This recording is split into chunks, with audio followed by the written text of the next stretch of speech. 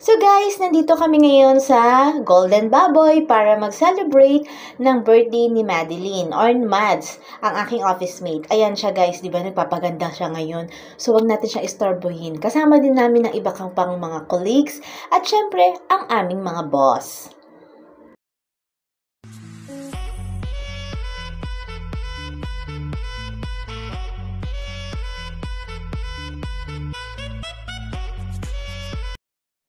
So, ayan guys, kasama niya namin si Mads, si Eunice, at syempre ang aming driver na si Aldre at si Sir JP. Sumakay kami sa sasakyan ni Aldre papunta ng Golden Baboy.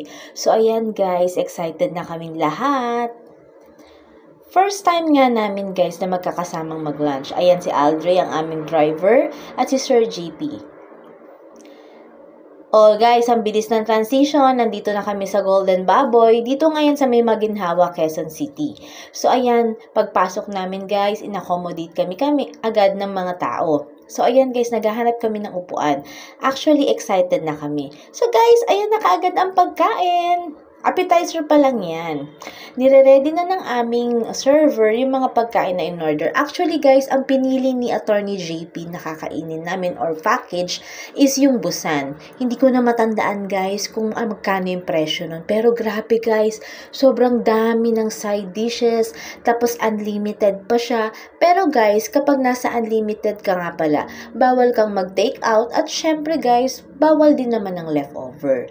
So ayan, sasalangan na o lalagyan na ng uling ang aming lutuan. So excited na kami guys. Ang sinasabi namin dyan na magluluto ng aming food si Aldre. Ayan nga pala si Aldre guys. So ayan, 'di ba? Ang gwapo ng aming tagaluto. 'Di ba? Sanay na sanay.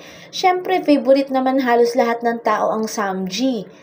At nga pala guys dahil birthday ni Mads o ni Madeline, libre siya ngayon sa aming Samji Unlimited dito sa Golden Baboy. So, ganun pala guys, kapag pala may birthday, talaga namang libre. Basta dalhin mo lang yung ID mo So, ayan guys, dinedemo ko na ang pagkain ng aking Samji na ginamitan ko ng lettuce. So, hindi ako nag-rice ngayon guys. Nilagyan ko siya ng karne, ng kimchi, at syempre cheese para naman talaga namang malasang malasa.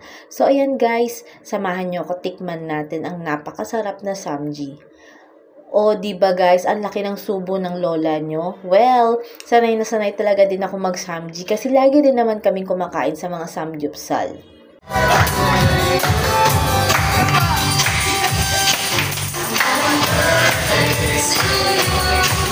Happy birthday to you.